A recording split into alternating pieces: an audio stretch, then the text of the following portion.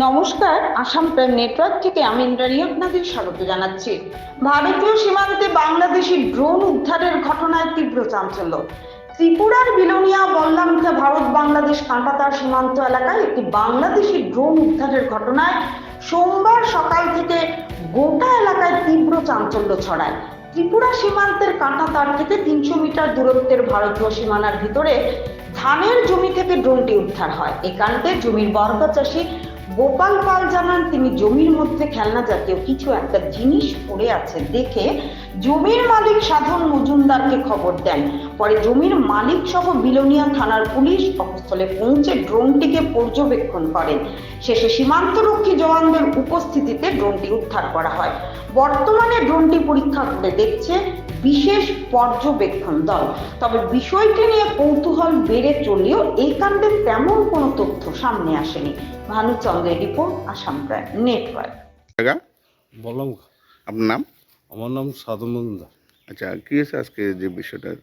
বিষয়টা ওই যে সকাল 7টার দিকে আর কি, হ্যাঁ। আজকে সকাল 7টার দিকে আমাদের জমি বর্গা চাষ করে গোপাল পাল, ও জমিতে গিয়া এটা জমিতে হয়েছে ড্রোন ক্যামেরা। হ্যাঁ, তো আমাদের কাছে নিয়ে এসেছে। হ্যাঁ, নিয়ে এসেছে। তারপরে আপনাদের ওই থানাতে যোগাযোগ করলাম। হ্যাঁ, এটা কি জিনিস তো বুঝতে পারতেছি না, অত সম্ভবত ড্রোন ক্যামেরা। কিন্তু 7-8 দিন আগে এই ক্যামেরাটা এই দিক দিয়ে সকালবেলা আইছে।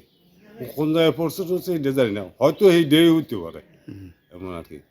এটা কোনখানের মনে হইতেছে আপনার? আপনার এখান থেকে বাংলাদেশ সীমানা কতটুকু?